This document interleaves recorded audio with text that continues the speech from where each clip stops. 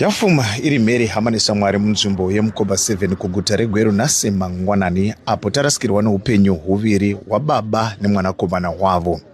Patasvika panzvimbo patataura nevatakurukura navo asi nokuda kwekudzamirwa nenyaya iyi havana kukwanisa kuuya pachivhitivhiti. Vari kufungidzira kuti baba nemwana ava varohwa nemagetsi. Tichikurukura navo tiri parutivi vanoti mwana ndiye abuda rungwanani achiedza kunonanura hembe dzake kuti apfeke aende kuchikoro, asi zvakadaro baba vangozonzwa yava mhere panze.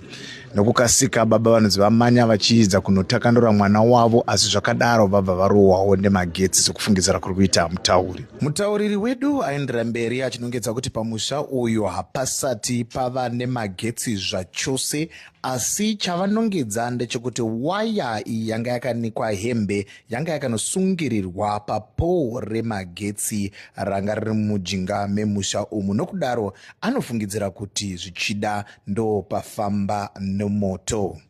Chanyanya kurwadza veruzhinji muzuva ranhasi ndechekuti amai vepamba apa vanonzi vanga vakafamba vakaenda kukereke, zvasiririsa veruzhinji vachiona amai vachisvika pamba, vachiona pamba pakazara veruzhinji vasati vaziva kuti murume wavo uyezve nomwanakomana wavo washayika.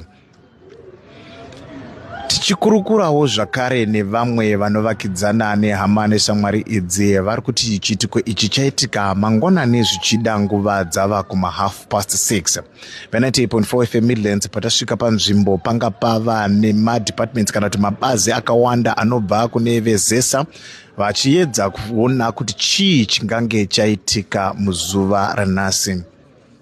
Ticharamba tichikupai zvizere maringe nenyaya iyoyi apo tapuwa kutaura kweZRP Midlands kana kuti ave muguta reGweru.